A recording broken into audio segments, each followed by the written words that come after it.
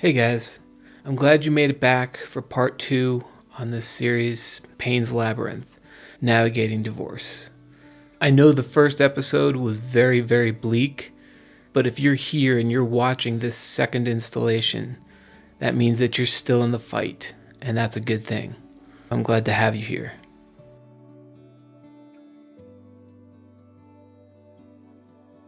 Before I dive into this second episode, I want to reiterate that this is a process, and I've broken it down into 4 phases, but it's modeled loosely on a more typical projection of processing grief or loss or tragedy, which has, 5 or 6 different phases depending on how you look at it. So keep in mind that all the phases that I talk about kind of flow together. And so you might have some experience with some of the issues that we talked about in the first episode, and they may have abated by the time you're here at the second phase. For others, it may be that half the stuff I was talking about in that first installment hasn't hit you yet, and that's, sometime in the future. So this is a wave that is going to kind of cascade and cover the whole gamut of that process, from the initial shock of finding out that you're about to go through a divorce to coming out the other side of that tunnel and ideally feeling better and more empowered than you were for the previous few years of your life. So with that said, I just want you to know that this is not a prescriptive path. This is the path that I took. This is the path that I think most people take in some way, shape, or form. But it's not necessarily, you can't look at your experience and say, well, I haven't gone through this or this, so I'm not ready for this next stage. It's going to come for you in its own time.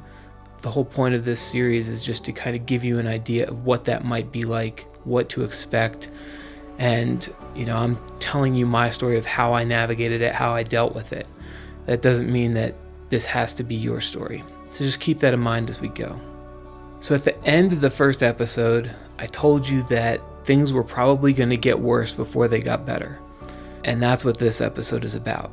So that's why this episode is called The Pit of Despair. Where am I? The pit of despair. Don't even think. Don't even think about trying to escape. All jokes aside, this is the lowest point in the process.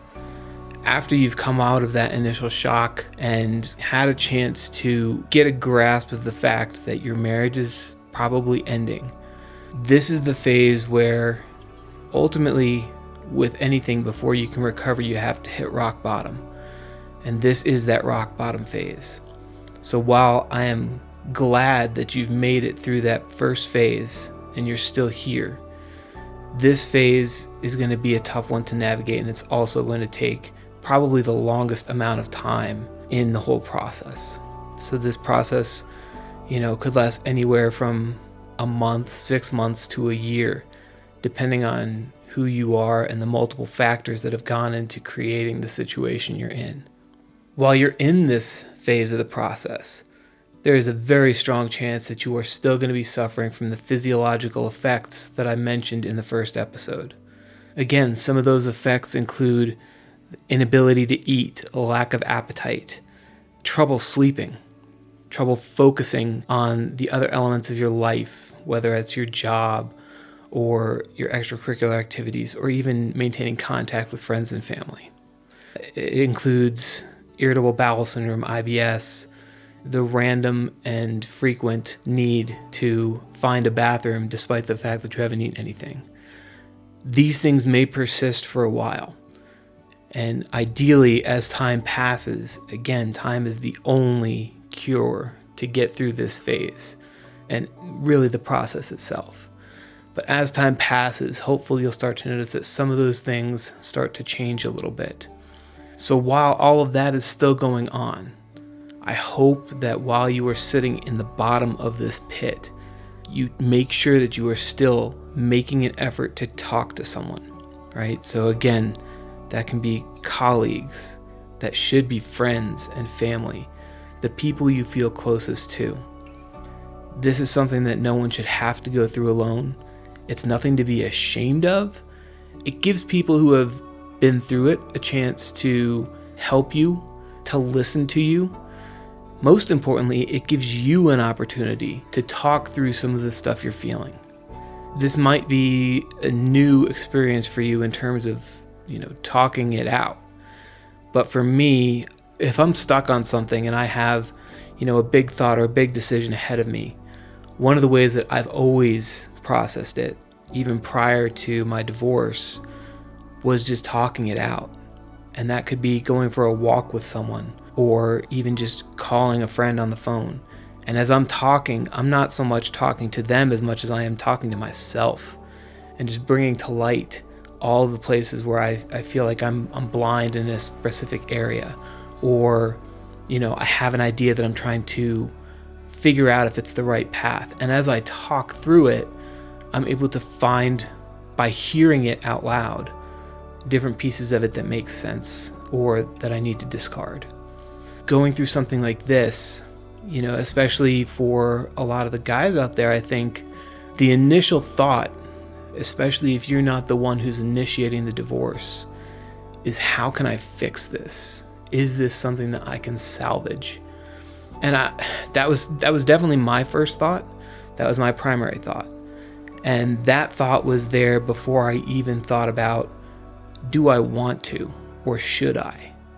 As I was going through this process, coming out of that shock phase and trying to decide what is next, the obvious answer was, you have to fix this.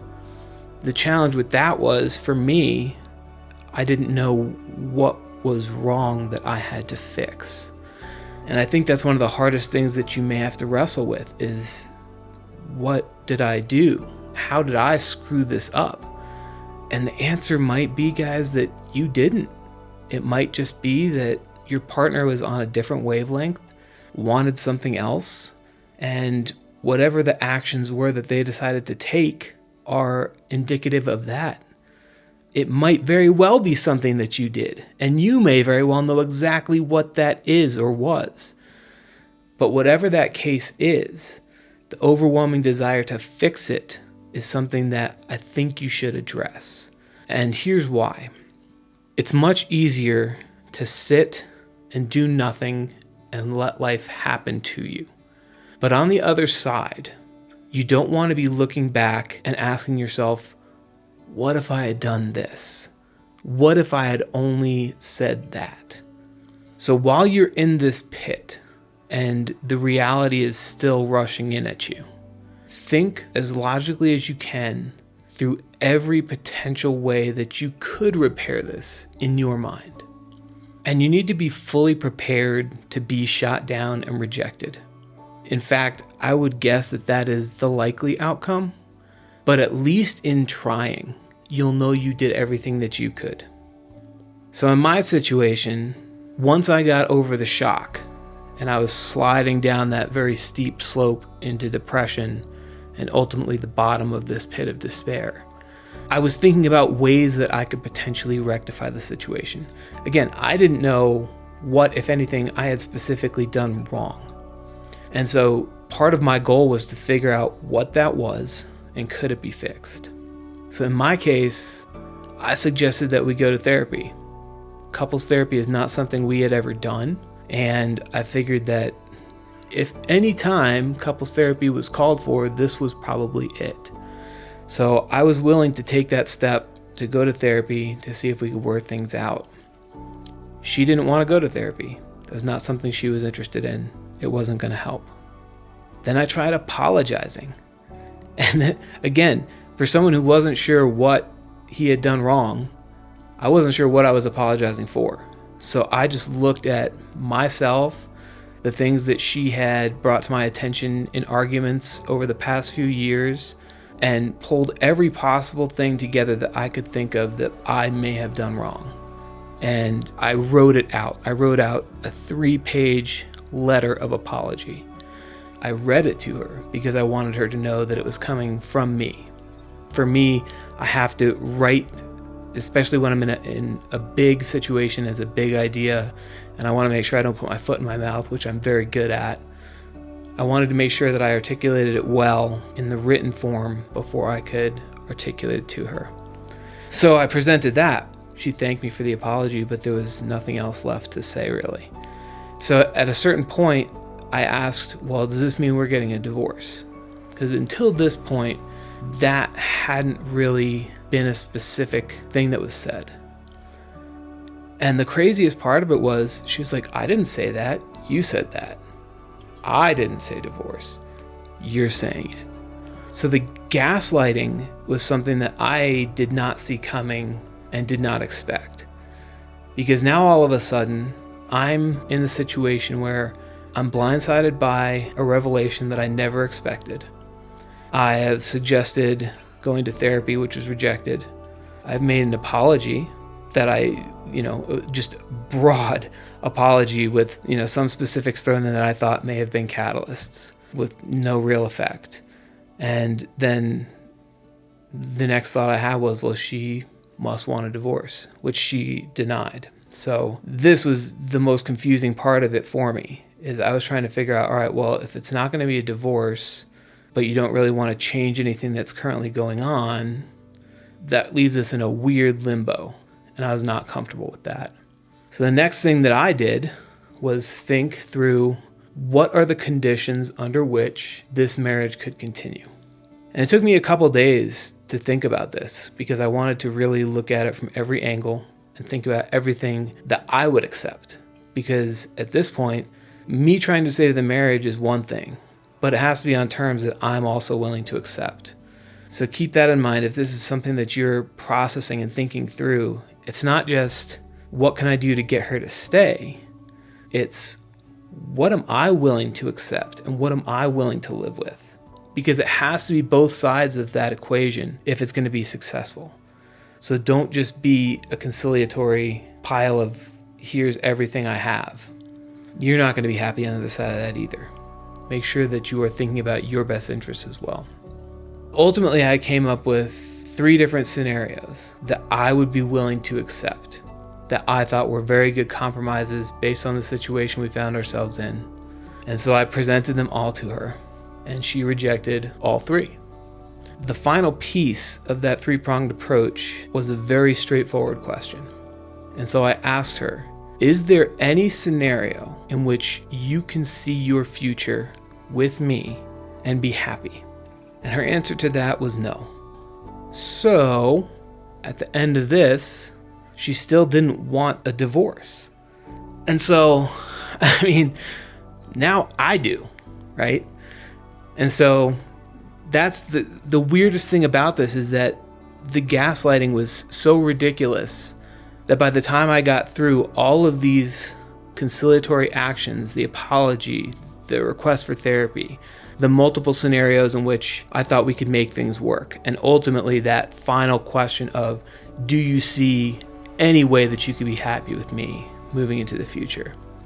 And to have all of those rejected and still not be willing to say that she wanted a divorce, I realized that what she was asking me to do was to ask her for a divorce.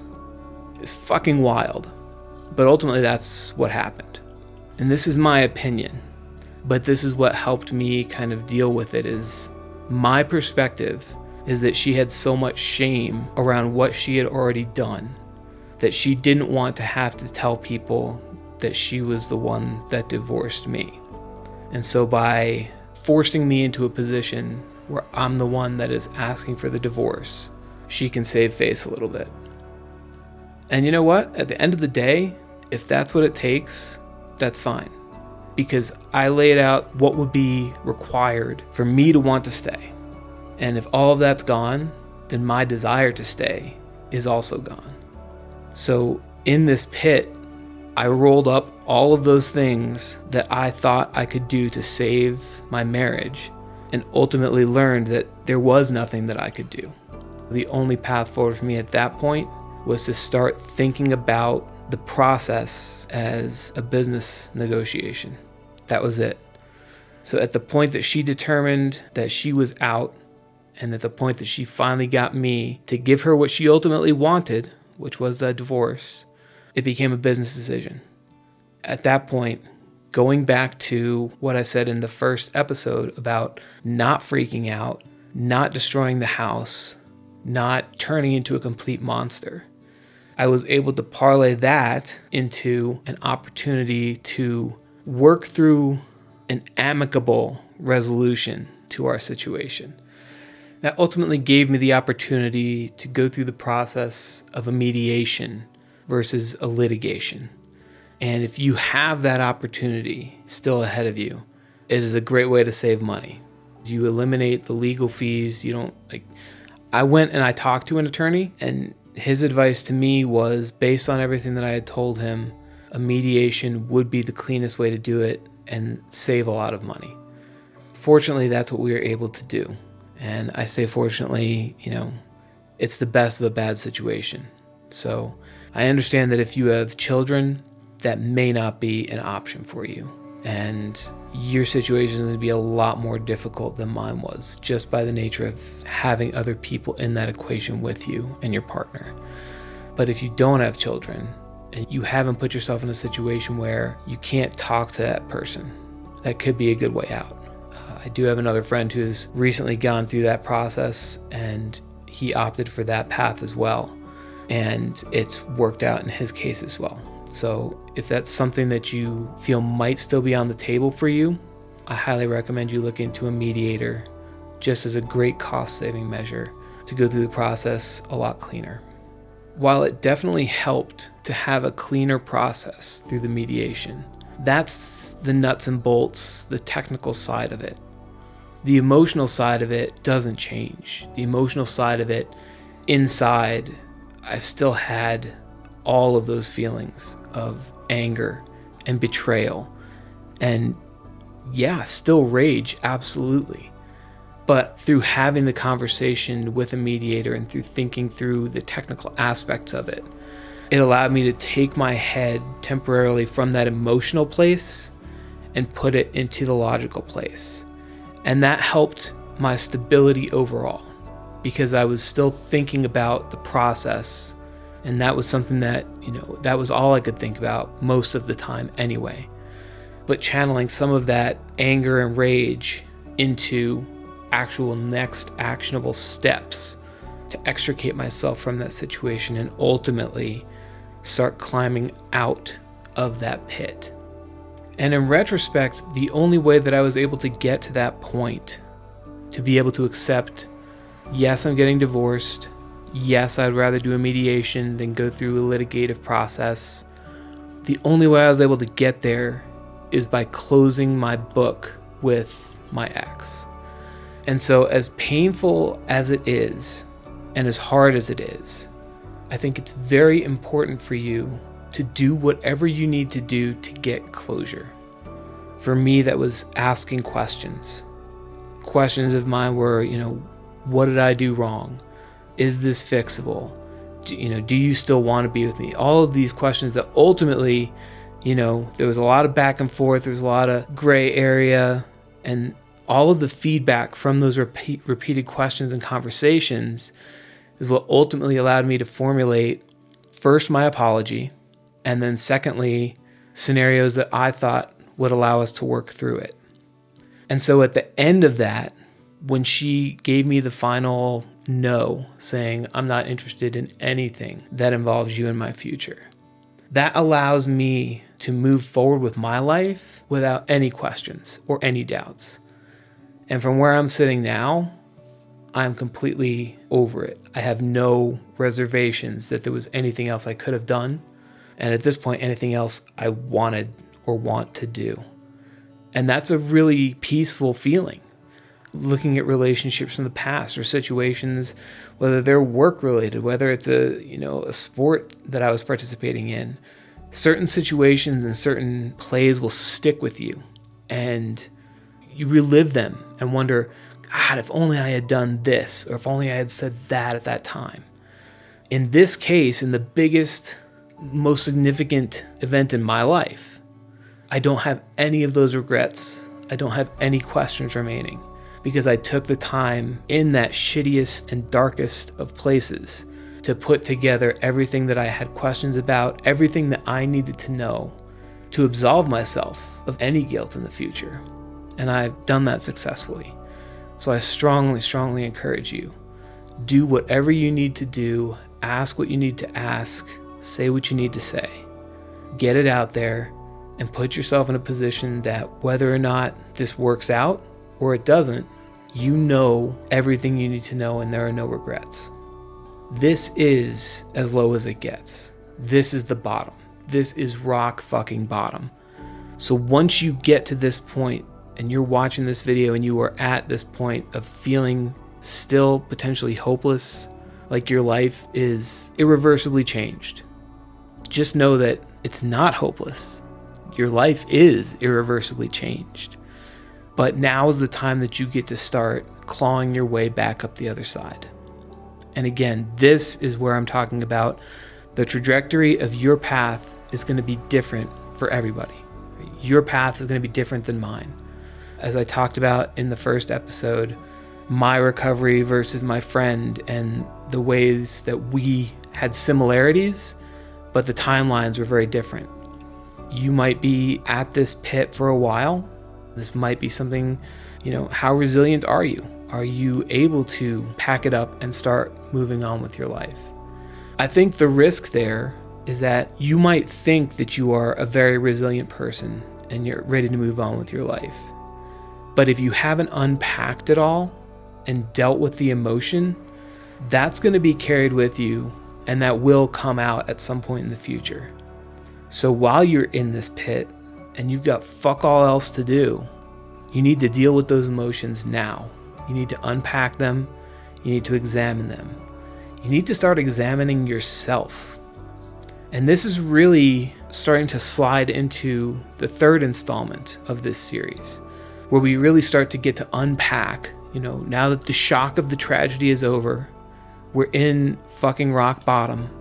We have asked and resolved all of the uncertainties and questions that remain surrounding our existing relationship.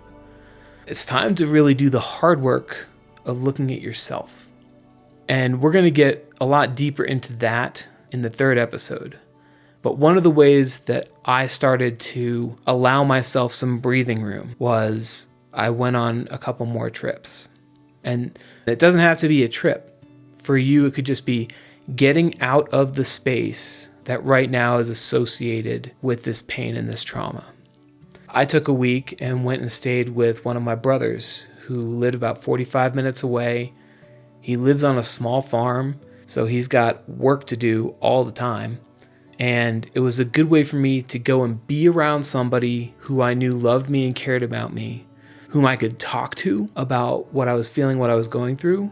But to be honest, I had talked to him about it over the phone. And by the time I got there, what I really needed was just some separation from my physical space at my home to process and to see what was coming up for me and, address those emotional issues for myself. In the week that I spent with him, we did some farm work. We hung out.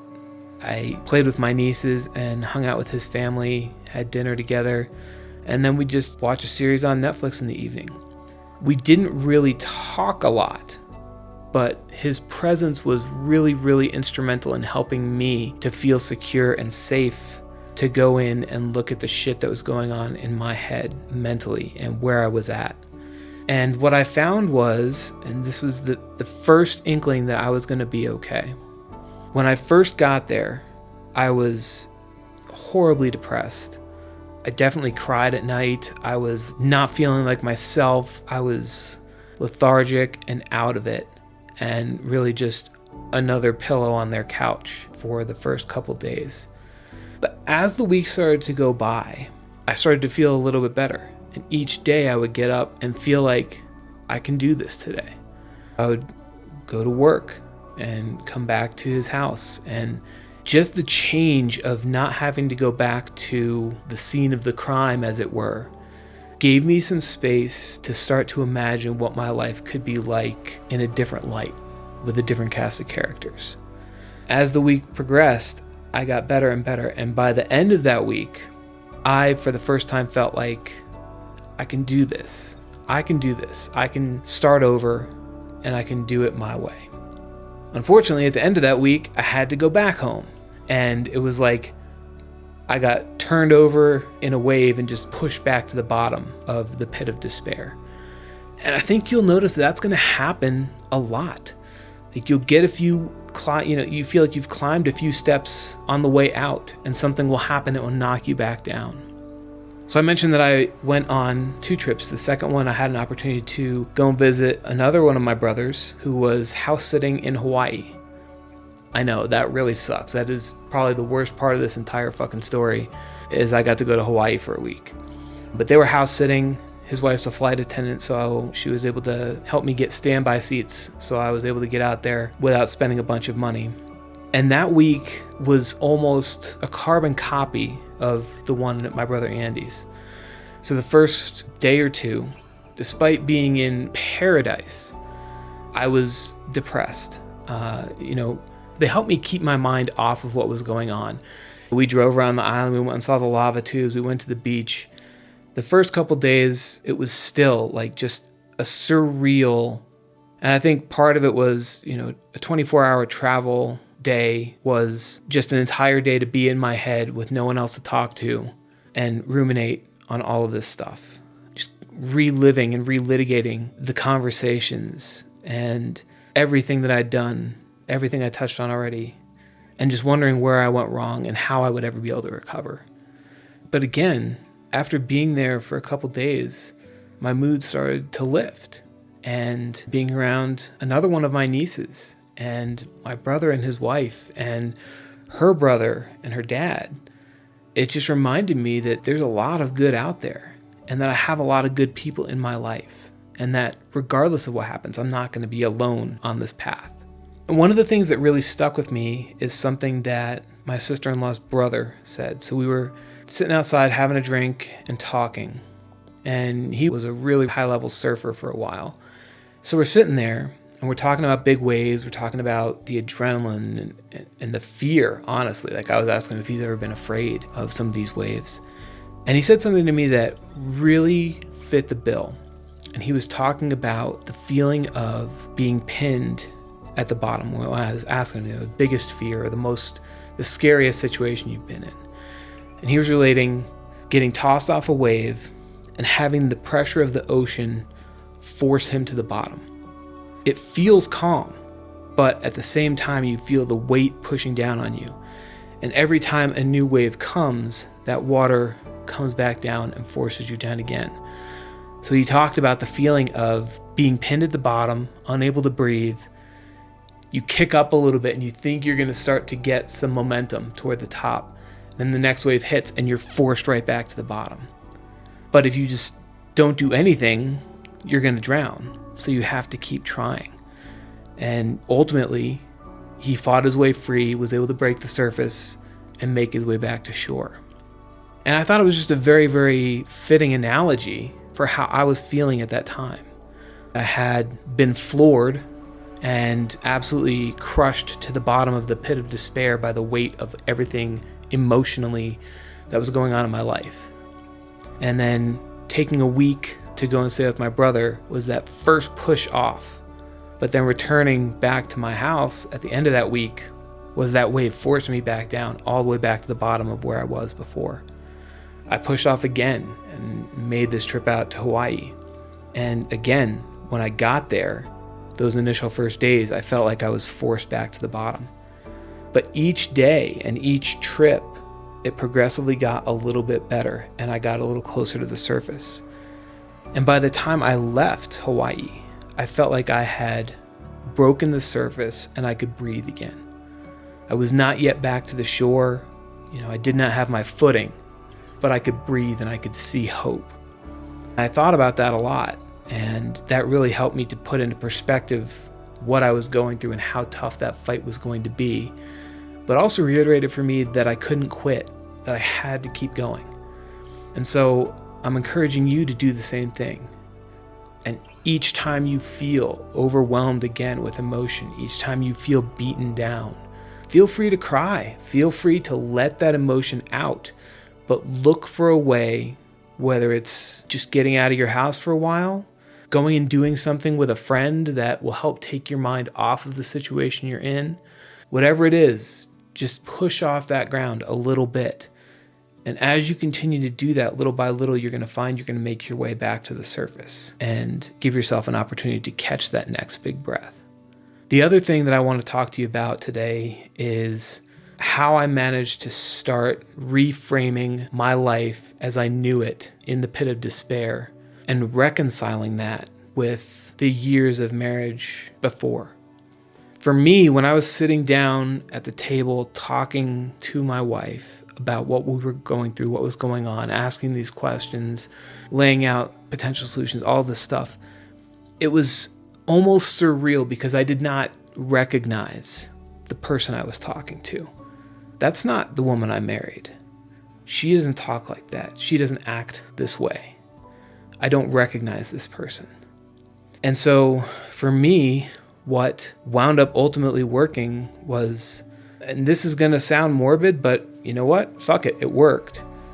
To me, the solution was I thought of my wife as dead. My wife is dead. I don't know who this person is. That is not my wife. And that delineation helped me to both accept the good times that were, the stuff that we did well together, the things we enjoyed together, and able to separate that from what was going on now. And that allowed me to make a better break.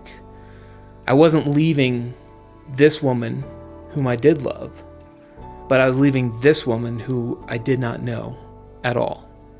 The other thing that I did while I was out there on that trip to Hawaii was I took my wedding band, which our honeymoon had been in Hawaii. So it was strangely apropos that this is where I was going as one of my attempts to journey out of the pit of despair. I took my wedding ring, and toward the end of the week that I was there, I went to the beach with my brother and his wife, and I walked out on this big rock jetty and just thought about the whole marriage.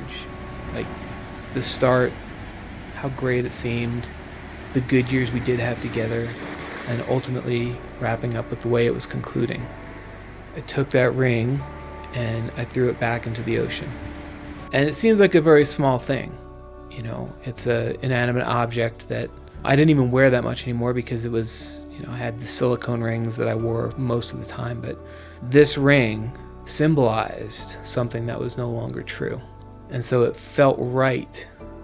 And it gave me a more significant feeling of closure than I honestly expected, to just get rid of it and throw it back to where I felt it belonged. That was, I think, the last piece that allowed me to break that surface and feel like I could catch a fresh breath. That was the piece that I could let go of and know that it was time to start my life over. If you have an opportunity to just separate yourself from the physical space where you feel the heaviest, do it. It doesn't have to be an elaborate trip. It just has to be an opportunity for you to get away for a few days and give yourself a chance to think about what's this going to be like by putting yourself in that situation.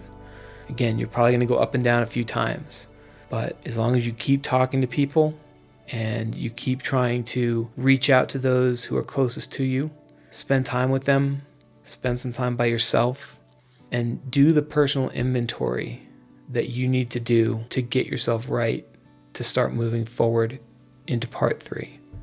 So to recap, the pit of despair, it fucking sucks. There's no telling how long you're going to be here. And all you can do is go through it. Keep talking to people. Keep talking to friends, family, colleagues, whomever you trust, whomever you feel closest to. And be open and honest. Again, this is still the time for vulnerability. You are in the shit. Let people know that you need help, and the people who matter to you will be there. Protect yourself. Stay vigilant. Stay away from drugs and alcohol, especially stay away from anything that you could harm yourself with under the effects of drugs and alcohol.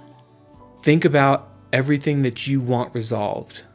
all the things that you may potentially look back on from the future and say, man, if only I had done this, said this, asked this. Do, say, and ask those things now. Put your mind in a place where you can close that book and be prepared to move on. Process your emotions. Do not bottle them up and say, fuck it, I'm moving on, because you're going to have a whole bunch of shit either carried on your back or tucked inside, and it's not going to feel good. You are always going to be stressed. You're always going to have anxiety. If you don't resolve those things, if you don't resolve the resentment that you're feeling, if you don't resolve the anger that you're feeling, those are things that you can carry into future relationships. So if you want to truly be able to move on, you have to deal with them. And you're going to deal with them now, or you're going to deal with them later. And you're already here in this fucking pit right now. So deal with them and then leave them here. Because when you start climbing out, you don't want to be carrying that burden with you. I hope that your stay in the pit of despair is as short as possible. But don't beat yourself up at all. Again, you're going to do this on your own time, and no one can rush it for you. Embrace it as much as it sucks and deal with it. When you are ready and you feel like you are starting to break that surface, you're getting that next breath of air, we're going to move into part 3 of this adventure. And this is it's not the worst part. The pit is the worst part. You're in the shit right now. But it might be the hardest part. And the hardest part is doing that real deep introspective look and figuring out who you are, what you want next, and looking at the wreckage that you're leaving behind and saying, I know I don't want this, but who am I in the aftermath? And what does this person want? So that's the adventure we get to embark on next time. Until then, guys, stay strong and just know that you are not the only one going through this. I hope you find this video supporting and helpful. And please feel free to reach out if you really need someone to talk to.